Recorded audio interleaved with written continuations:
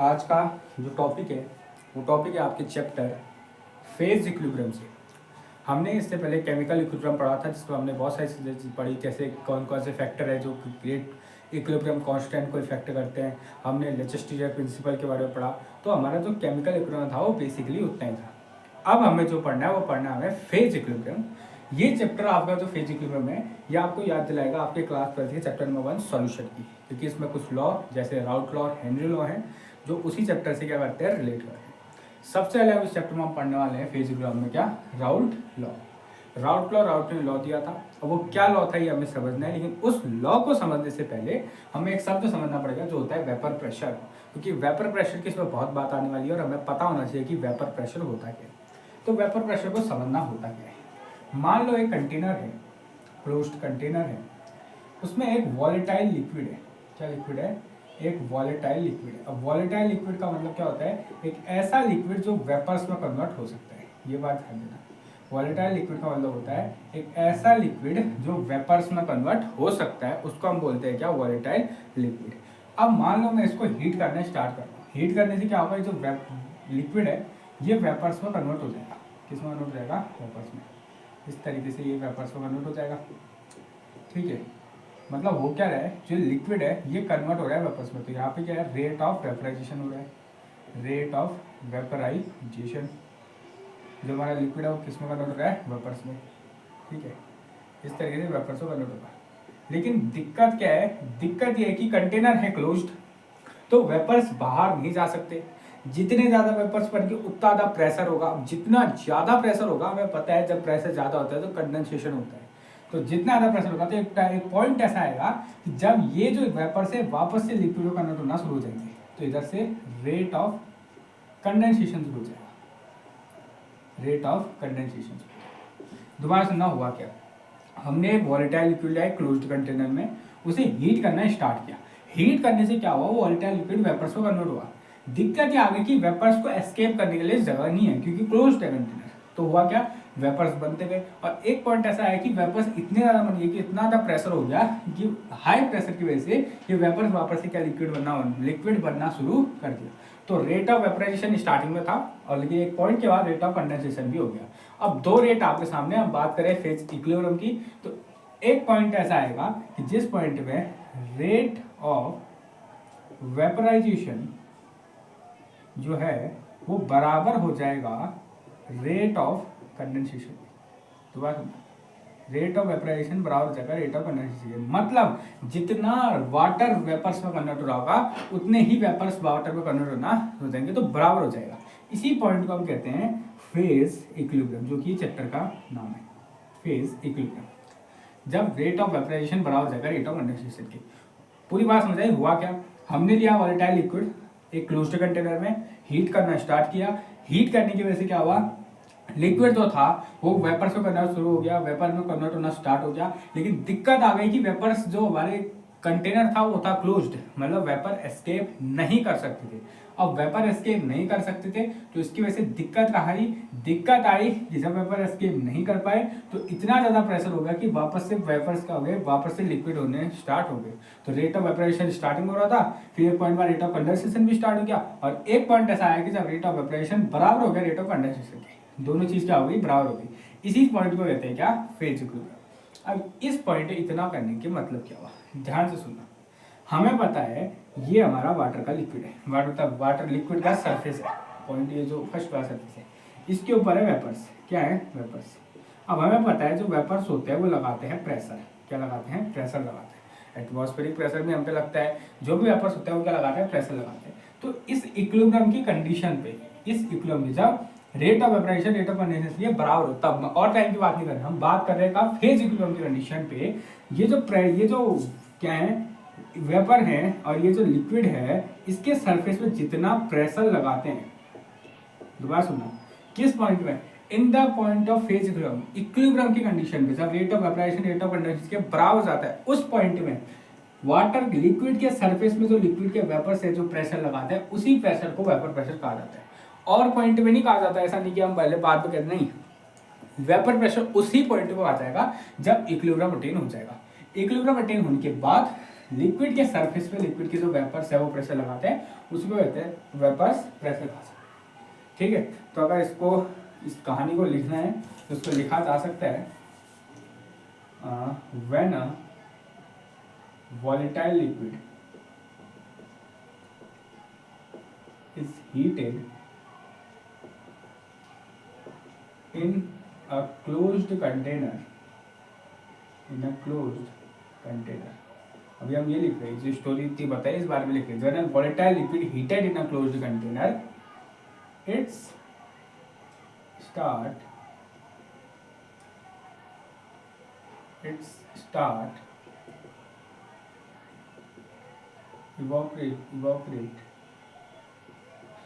evaporate, but the vapors of the liquid does not have any place to escape। Vapours का कोई जगह ही नहीं है कि वो क्या करते हैं, एस्केप करते हैं। Then high pressure converted the vapor, high pressure converted the vapor to the liquid। ध्यान से सुनना क्या कह रहा हूँ। Rate of vaporisation liquid vapours में कन्वर्ट क्यों हो रहे हैं, हीट करने की वजह से। जब मैं इसको हीट कर रहा हूँ, ठीक है, कहाँ गया, स्टार्ट हीटेड, और लेकिन वेपर्स लिक्विड में कन्वर्ट क्यों हो रहे हैं, due to high pressure, pressure ज़्यादा होने की वजह से क्या हो रहा है, कन्वर्ट हो रहे हैं लिक्विड में। ठीक है, at a point when rate of vaporisation is equal to rate of condensation. ध्यान से सुनना क्या काम है। ऐसा एट अ पॉइंट, एक पॉइंट में क्या होगा, जब रेट ऑफ वेपराइजेशन बराबर हो जाएगी रेट ऑफ कंडेंसेशन की, देन अब वेपराइजेशन होता क्या है, then pressure exerted by the vapors on the liquid surface, liquid के सरफेस में जो प्रेशर एक्सर्ट कर रहा है कौन, वेपर्स, एट इक्विलिब्रियम कंडीशन। किस पॉइंट में, इक्विलिब्रियम की कंडीशन। कौन सी कंडीशन है वो, रेट ऑफ वेपराइजेशन या रेट ऑफ कंडेंसेशन के बराबर हो जाता है, is known as vapour pressure. तो ध्यान से समझना है कि हुआ क्या। तो वेपर सबसे राउट को समझने पहले ना वेपर प्रेशर को समझना बहुत जरूरी है। होता क्या है, क्या लिखा हमने, when a volatile liquid is heated, क्या कहा, जब एक वोलेटाइल लिक्विड को हीट किया जाता है। ये है वोलेटाइल लिक्विड, ये रहा, इसको हम क्या कर रहे हैं, हीट कर रहे हैं इन अ क्लोज्ड कंटेनर। ये बड़ा इंपॉर्टेंट है, क्लोज्ड कंटेनर। अगर क्लोज नहीं होगा तो वेपर एस्केप कर जाएंगे, तो क्लोज्ड कंटेनर, ठीक है, इट स्टार्ट एवोपरेट होना स्टार्ट हो जाएंगे। But the vapour and liquid does not have any place to escape. पर उसके बाद होगा क्या, जो लिक्विड होंगे, जो लिक्विड हैं, इनके पास कोई भी जगह नहीं होगी क्या, एस्केप करने की, क्या करने की, एस्केप करने की। ठीक है, कोई जगह एस्केप करनी होगी। Then pressure converted to the vapour into liquid. Pressure फिर जो हाई प्रेशर हो जाएगा, क्योंकि बहुत ज़्यादा लिक्विड वेपर हो जाएंगे, तो जो हाई प्रेशर होगा वो क्या करेगा, इस लिक्विड को, किसको, इस सॉरी वेपर्स को किसको कन्वर्ट कर देगा, लिक्विड में। एट अ पॉइंट, एक पॉइंट पे क्या होगा, जो रेट ऑफ वेपराइजेशन है, क्या है, रेट ऑफ वेपराइजेशन है, वो बराबर हो जाएगा रेट ऑफ कंडेंसेशन की। किसके बराबर हो जाएगा, रेट ऑफ कंडेंसेशन। मतलब जो रेट वेपराइजेशन, लिक्विड का वेपर बनने का जो रेट है, वो वेपर्स का लिक्विड बनने के रेट में बराबर हो जाएगा। और इस पॉइंट में जो प्रेशर होता है, जो एक्सर्ट किया जाता है, किसके द्वारा, वेपर्स की द्वारा, कहाँ, लिक्विड के सरफेस में। कब, इक्विलिब्रियम की कंडीशन में। और कंडीशन की बात नहीं कर रहे, प्रेशर तो तब भी एक्सर्ट किया जाता है, बट इक्विलिब्रियम कंडीशन जो एक्सर्ट किया जाता है उसी को हम कहते हैं वेपर प्रेशर। तो उसी को क्या कहा जाता है, वेपर प्रेशर कहा जाता है। तो ये समझना बहुत जरूरी है। राउट लॉ अगर डिफाइन करने के लिए आएगा, सबसे पहले आपको वेपर प्रेशर को डिफाइन करना पड़ेगा। अब समझते हैं राउट लॉ, कि राउट लॉ होता क्या है। ध्यान से समझना, बेसिक राउट। ये तो बात हो गई वेपर प्रेशर की, कि वेपर प्रेशर क्या होता है। अब हमें समझना है कि राउट लॉ। ठीक है, क्योंकि राउट लॉ में पूरी बात किसकी आने वाली है, वेपर प्रेशर की। हम बात करेंगे इस लिक्विड का वेपर प्रेशर, इस लिक्विड का वेपर प्रेशर, तो पूरी बात वेपर प्रेशर की ही आने वाली है, जिसकी वजह से राउट लॉ और ज़्यादा क्या हो जाता है, इंपॉर्टेंट हो जाता है। ठीक है, अब हम समझना इसमें राउट लॉ दो कंडीशन के लिए आता है। किसके लिए, दो कंडीशन के लिए। मैंने अभी बात करी किस चीज़ की, वॉलेटाइल लिक्विड क्या होते हैं और नॉन वॉलेटाइल लिक्विड क्या होते हैं।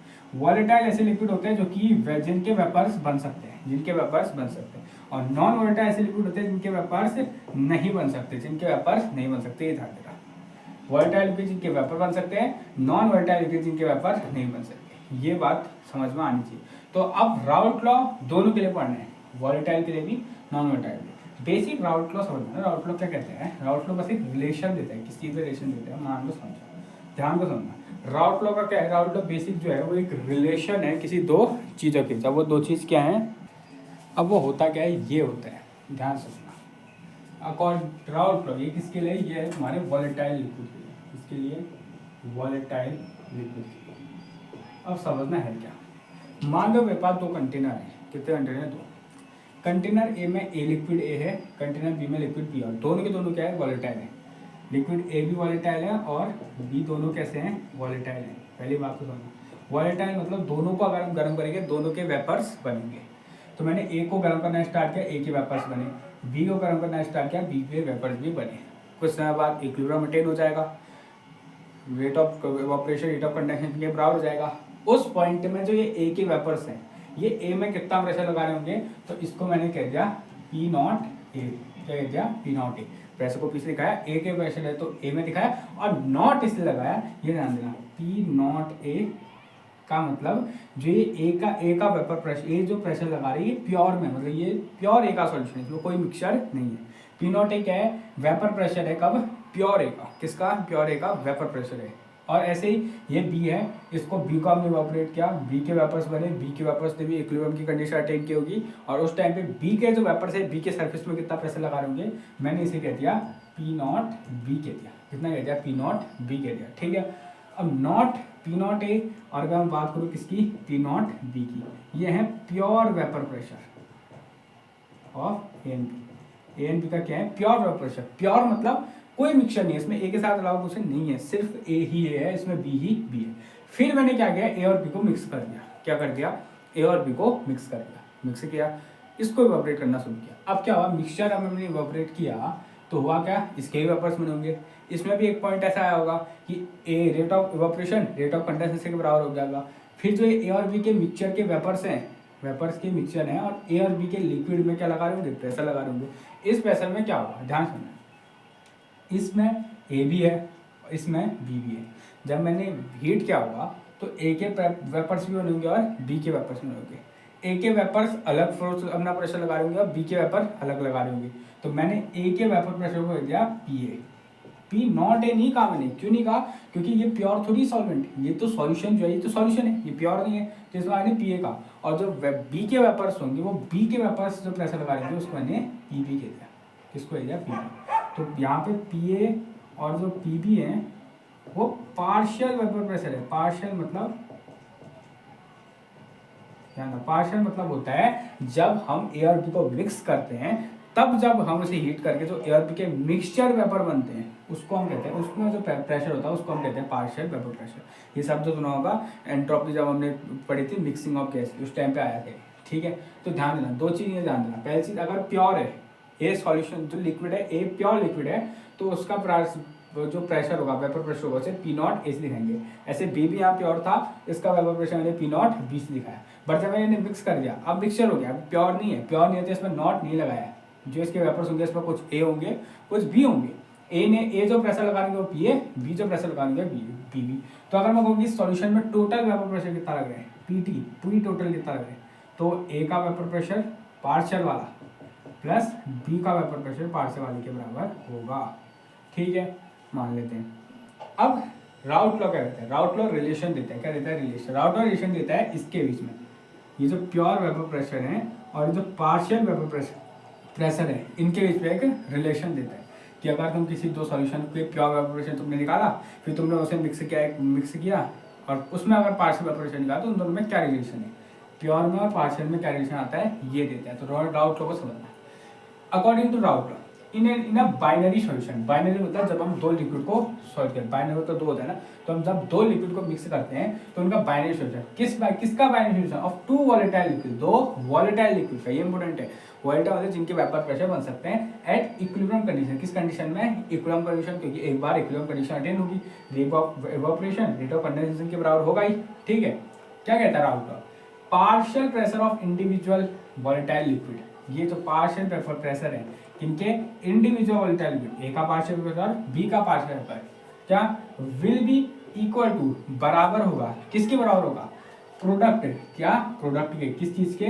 वेपर प्रेशर ऑफ प्योर उन्हीं दो लिक्विड के प्योर वेपर प्रेशर के और and it's mole fraction. Mole fraction लगे सॉल्यूशन में उनको कितना मिलाया गया है, मोल फ्रैक्शन के बराबर होगा।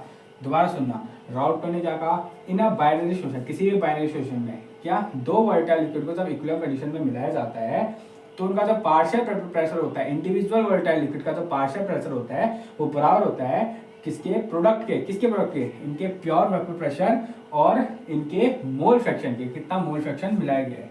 मान लो ए मिलाया गया है जाइए और बी मिलाया गया है जाइए, ये क्या है? Mole fraction. कितना मोल फ्रैक्शन है सॉल्यूशन में? Mole fraction of A and B. Simple आई बात समझ में? बहुत एग्जाम्पल देते, latest condition volatile liquid A and B. मैंने वोलेटाइल लिक्विड कंसिडर किए ए और बी कंसिडर किए, तो राउट लॉ अगर मैं मिक्स करूँगा तो राउट लॉ क्या कहेगा? ये पी ए क्या था? Partial vapour pressure of A बराबर हो जाएगा पी नॉट ए इंटू जाइए। पी नॉट ए क्या है? Pure vapour pressure of A into chi A क्या है? Mole fraction of A. ऐसे P B partial pressure of B किसके बराबर होगा? पी नॉट बी जो कि है pure vapour pressure of B into chi B जो कि क्या है? Mole fraction of B. ये कहता है क्या? राउट लॉ। राउट लॉ सिंपल ये कहता है कब? वॉलेटाइल, जब दोनों के वेपर बन रहे हैं। अभी हम ऐसा भी समझेंगे जब एक वॉलेटाइल होगा एक नॉन वॉलेटाइल हो जाएगा, दूसरे के वेपर्स बनेंगे नहीं। ये भी हमारा राउट लॉ आने वाला है। तो ये राउट लॉ था हमारा किसका? वॉलेटाइल लिक्विड का। जब दो वॉलेटाइल लिक्विड को मिक्स किया जाता है तो जो पार्शियल वेपर प्रेशर होता है, मतलब जो यहाँ वेपर प्रेशर होगा वो बराबर किसके होगा? इनके प्योर वेपर प्रेशर इंटू जाइए। न्यूमेरिकल के टाइम पे काम आता है जब तुमसे पूछाता है कि अगर ये वेपर एक लिक्विड ए है जिसका पार्शियल वेपर प्रेशर इतना है और बी का पार्शियल वेपर प्रेशर इतना है, उन दोनों को मैंने इस मोल फ्रैक्शन में मिक्स किया, मुझे बताओ जब उन्हें मिक्स करके टोटल प्रेशर कितना आएगा? तो इस पॉइंट पे भी तुम इस फॉर्मूले का इस्तेमाल करके अलग अलग चीजें निकाल सकते हो। तो ये था Raoult law for volatile liquid case में। क्या था दोबारा समझ लेना, किसी भी सॉल्यूशन में जो पार्शियल वेपर होता है, पार्शियल वेपर प्रेशर होता है वो बराबर होता है उसके pure vapour pressure into mole fraction के। ये होता है बेसिक राउट लॉ। जो किसी भी बाइनरी सॉल्यूशन में पार्शियल वेपर से किसी सॉल्यूशन का प्रोडक्ट होता है प्योर वेपर प्रेशर और मोल फ्रैक्शन के, कि कितना उसे मिलाया गया और उसका प्योर में वेपर प्रेशर कितना है। इसको अगर हम प्रोडक्ट करते हैं तो हमें मिल जाएगा कि उसका अगर हम इसका सॉल्यूशन बनाएंगे उस पॉइंट पे उसका वेपर प्रेशर कितना आएगा। तो ये तो था किसके लिए? वॉलेटाइल लिक्विड के लिए। अब हमें समझना है नॉन वोलेटाइल लिक्विड के लिए कि जब हम लिक्विड नॉन वोलेटाइल का एक के वेपर प्रेशर बनेंगे, दूसरे के वेपर्स बनेंगे ही नहीं, तब जाके क्या होगा। अब हमें इसके बारे में समझना पड़ेगा। तो नॉन वोलेटाइल का केस कुछ ऐसा है, ध्यान से समझना क्या होगा। अब नॉन वोलेटाइल सॉल्यूशन की बात हो रही है, तो मतलब मेरे पास एक ए है जो कि वोलेटाइल है तो मतलब इसका लिक्विड है, इसको मैं जब हीट करूंगा तो इसके वेपर्स बनेंगे, कुछ टाइम बाद जब इक्विलिब्रियम अटेन होगा तो इसके वेपर क्या लगाएंगे? वेपर प्रेशर लगाएंगे, जिसको है ना अभी कितना का है? पी नॉट ए का। पर दिक्कत आती है इधर किसमें? बी में। बी ऐसा सॉल्यूट है जो वोलेटाइल नहीं होता, जो एवेपोरेट नहीं हो सकता। मान लेते हैं नमक डाल दिया, नमक है, नमक थोड़ी इवेपोरेट होगा, तो नमक है इवेपोरेट नहीं होगा, तो मैं इसे हीट करो कुछ करो इवेपोरेट होने से तो रहा, तो मतलब इसमें कोई भी वेपर्स नहीं बनेंगे। अगर वेपर्स ही बनेंगे तो वेपर प्रेशर तो बात आई नहीं, तो इसके लिए जो पी नॉट बी होगा वो जीरो हो जाएगा, क्योंकि वेपर प्रेशर तो बन ही नहीं रहे। अब मैंने इनको कर दिया मिक्स करने का क्या होगा ध्यान से समझना। मिक्स करूंगा जब मैं वेपर मिक्स करा ए और बी को मिक्स किया और हीट करना स्टार्ट किया, हीट करने से क्या होगा? जो ए होगा जो कि क्या है? वोलेटाइल है, वो तो वेपोरेट होने लग जाएगा इस तरीके से, इसका भी कुछ ना कुछ P A partial vapour pressure रहेगा, लेकिन जो बी है वो वेपोरेट होगा ही नहीं तो उसके वेपर्स बनेंगे नहीं, वेपर्स बनेंगे तो उसके वेपर्स प्रेशर लगाएंगे नहीं, तो इस पॉइंट में जो पार्शियल वेपर प्रेशर और बी है ये भी क्या हो जाएगा? जीरो हो जाएगा। तो मतलब जो टोटल वेपर प्रेशर होगा ऊपर, क्योंकि ऊपर तो बस ए ही है ना, तो जो टोटल वेपर प्रेशर होगा जो P T equal to P A plus P B होता था उससे P T equal to P A हो जाएगा, क्योंकि वेपर्स में तो सिर्फ ए ही है, बी है नहीं, वेपर्स में सिर्फ ए ही है। तो अब इस पॉइंट में राउट लॉ क्या कहता है? तो इसको समझते हैं। इन अ बाइनरी सॉल्यूशन भी कहता है बाइनरी सॉल्यूशन है, कैसे बना है, obtain by the combination of non volatile solute B, non volatile मतलब जो वेपरेट नहीं हो सकता है क्या, B, and the volatile liquid A ऐसा लिक्विड जो कि वोलेटाइल हो सकता है। देन उसमें क्या होगा, there occur the decrease in the available surface of vaporisation. इसको समझना, मान लो ये पहले वाली कंडीशन है, पहले वाली कंडीशन है, इसमें सारे लिक्विड के हमारे लिक्विड के मटेरियल जो कि ए बी सब मिला के ऐसे है नहीं है, राइट, ये रहे हमारे लिक्विड के मॉलिक्यूल। अब ये ए और बी की क्या है, मिक्सचर है, दोनों के दोनों क्या है, वोलेटाइल है, ठीक है। अब जब मैं इवेपोरेट करूंगा, ये वाला इवेपोरेट होगा, ये भी इवेपोरेट, ये भी इवेपोरेट, ये सारे क्या होंगे, इवेपोरेट होना स्टार्ट हो जाएंगे, ठीक है। लेकिन जब हम नॉन वोलेटाइल डालेंगे तो होगा क्या, सरफेस इधर गिर जाएगा। मान लो ये वाला नॉन वोलेटाइल हो गया, ये नॉन वोलेटाइल हो गया, ये नॉन वोलेटाइल, ये दोनों नॉन वोलेटाइल, तो दिक्कत कहाँ आई कि ये तो इवेपोरेट होंगे नहीं होंगे ना इवेपोरेट, ये इवेपोरेट नहीं होंगे, इनके चक्कर में इनके नीचे वाले भी इवेपोरेट नहीं हो पाएंगे, तो होगा क्या, ओवरऑल सरफेस कम हो जाएगा वेपर्स में। देखो पिछली बार कितने ज्यादा वेपर्स बनते हैं, इस बार वेपर्स कम बन रहे हैं, तो यही लिखा है। जब मैं ये मिक्सर करूंगा तो वहां होगा क्या, डिक्रीमेंट आ जाएगा किसपे, अवेलेबल सरफेस फॉर वेपराइजेशन, जो पहले ज्यादा था पूरा सरफेस वेपराइट हो रहा था, अब कुछ ही जगह में वेपराइजेशन होगा, क्योंकि बाकी की जगह में वेपराइजेशन, पहले मान लो मेरा पूरा हाथ वेपरेट हो रहा था, अब सिर्फ कुछ ही जगह पे क्या होगा, वेपराइजेशन हो पाएगा, जिसकी वजह से होगा क्या, वेपर्स कम बनेंगे। अगर वेपर्स कम बनेंगे तो वेपर जो सोल्यूशन होंगे वो कम हो जाएंगे, और इसके चक्कर में वेपर प्रेशर भी डिक्रीज हो जाएगा, सेम टेम्परेचर में वेपर प्रेशर डिक्रीज हो जाएगा। पिछली बार इतने देखो, पिछली बार सब जगह से वेपर बन रहे थे, ज्यादा वेपर बन रहे थे, ज्यादा वेपर बन रहे थे तो ज्यादा वेपर प्रेशर था, पर इस बार क्या हो जाएगा, वेपर ज्यादा नहीं बन रहे तो वेपर प्रेशर घट जाएगा। इसी शब्द को कहते हैं relative lowering in vapour pressure, class 12 में क्वालिटेटिव प्रॉपर्टी थी, वही है relative lowering in vapour pressure. अब तुम्हें इसी का रिलेशन, तो लेकिन ये हुआ क्या, अब समझना, अब राउल्ट लॉ कहाँ आएगा इसमें, ध्यान से सुनो, मैंने क्या कहा दोबारा सुनो, हमने जब एक बाइनरी सॉल्यूशन बनाया जो कि ऑब्टेन हुआ था कॉम्बिनेशन ऑफ सॉलिड बी और वोलेटाइल लिक्विड है, हमने बी और ए को कंबाइन किया, हमने बना दिया एक सॉल्यूशन जिसमें बी था नॉन वोलेटाइल, ए था वोलेटाइल, मतलब ए के वेपर बनेंगे, बी के वेपर नहीं बनेंगे, जिसकी वजह से हुआ गया, सरफेस एरिया कम पड़ गया वेपराइजेशन के लिए, जिसकी वजह से वेपर प्रेशर कम, वेपर्स कम हो गए, तो वेपर प्रेशर कम हो गया, जिसकी वजह से रिलेटिव लोअरिंग वेपर प्रेशर में क्या आ गई, डिक्रीमेंट आ गया, जिसको हम कहते हैं relative lowering in vapour pressure. लेकिन सवाल ये है कि रिलेटिव लोअरिंग आया क्यों, कारण है बी को मिलाने की वजह से आया ना, क्योंकि देखो ए के तो सारे जगह से वेपर बने थे, पर जैसे मैंने ए में बी मिलाया, वेपर्स के लिए सर्विस रखा हो गया, तो बी को मिलाने की वजह से मेरे क्या आ गया, वेपर प्रेशर में डिक्रीमेंट आ गया। तो तुम्हारा राउल्ट लॉ इसलिए इस्तेमाल, वो एक रिलेशन देता है, राउल्ट लॉ नॉन वोलेटाइल में क्या रिलेशन देता है, वो रिलेशन देता है कि कितना लोअरिंग इन वेपर प्रेशर आया और हमने कितना number of mole fraction B का मिलाया, इनके बेस पे एक रिलेशन लाता है। इसी चीज़ को हम राउल्ट लॉ की मदद से निकालेंगे। अब यही रिलेशन कहाँ से आएगा, राउल्ट लॉ की मदद से आएगा। तो इसका डेरिवेशन समझना कैसे होता है, ठीक है। तो सबसे पहले आप यहाँ से शुरू करते हैं। अब जो सॉल्यूशन का जो टोटल वेपर प्रेशर होगा पीटी, वो किसके बराबर हो जाएगा, पार्शियल वेपर प्रेशर ऑफ ए के बराबर हो जाएगा, क्योंकि बी का तो वेपर प्रेशर है ही नहीं। अब ए राउंड लॉ के according partial vapour pressure of A क्या था, पी नॉट ए इंटू जाई है, ये तो था ना राउट लॉ के अकॉर्डिंग, कहाँ से है ये, राउट लॉ के अकॉर्डिंग, ठीक है। अब समझो P not A P not T, अब मैं प्रेशर वाले टर्म को सबको एक साथ ला रहा हूँ, तो मैं पी नॉट ए के नीचे पी नॉट ए, मतलब पी नॉट पी टी के नीचे पी नॉट ए को ला गया इंटू जाई बी, जाई ए सॉरी, मेरे को क्या चाहिए, रिलेशन चाहिए किसमें, वेपर प्रेशर की लोअरिंग और मोल फ्रैक्शन में। तो वेपर प्रेशर वाले टर्म को एक साथ लाता हूँ, मोल फ्रैक्शन वाले टर्म को एक साथ लाता हूँ। अगर तुम्हें याद हो, दो मोल फ्रैक्शन में रिलेशन ये होता है, जाई ए प्लस जाई बी इक्वल टू 1 होता है। किसी सॉल्यूशन में अगर मैं दोनों कंपोनेंट के मोल फ्रैक्शन को प्लस करूंगा तो 1 के इक्वल आता है। तो अब मेरे को जाई भी चाहिए ना, जाई है मेरे पास है, जाई भी चाहिए, कैसे मिलेगा, दोनों साइड में 1 से माइनस कर दूंगा, तो 1 minus P T, 1 minus P T upon P A P not A equal to 1 minus chi A, 1 minus जाई हो जाएगा, ठीक है। 1 minus P T upon P not ए, इसमें एलसीएम अगर मैं पी नॉट ए को अगर एलसीएम लूँ तो आ जाएगा P not A minus P T equal to 1 minus chi B, किस रिलेशन से क्या आ जाएगा, 1 माइनस जाई ए आ जाएगा जाई बी। यही हमारा रिलेशन आता है किसमें, relative lowering in vapour pressure और मोल फ्रैक्शन ऑफ पी पे। ये क्या है, इसी पूरे टर्म को, किसको, P not A minus P T upon P not A को ही हम कहते हैं relative lowering in vapour pressure और ये किसके बराबर आ गया है, ज़ाइबी। कितना mole fraction mole fraction of B, कितना ज़्यादा तुम अगर जितना ज़्यादा तुम बी डालोगे, मतलब नॉन वोलेटाइल सॉल्यूशन को डालोगे, उतना ज़्यादा क्या आएगी, वेपर प्रेशर में डिक्रीमेंट आएगा, मोल फ्रैक्शन ऑफ बी, यही कहा जाता है। और ये रिलेशन किसके हेल्प से आया, राउट लगे वजह से आया ना इस पॉइंट पे, तो यहाँ तो लगा हमने राउट के इस पॉइंट पे, ये देखो, तो राउट लॉ की वजह से आया, इसलिए हम इसको भी राउट लॉ के अंदर ही मानते हैं। तो पहली कंडीशन थी राउट लॉ की, जब हम राउट लॉ में किसको ले रहे थे, वॉलेटाइल, दोनों वॉलेटाइल थे, तो तब तो सिंपल आ रहा था कि P no P A equal to P naught into जाइए, P B equal to P not B into जाइए। लेकिन दिक्कत कहाँ गई, दिक्कत आ गई जब मैंने लिया नॉन वॉलेटाइल और वॉलेटाइल।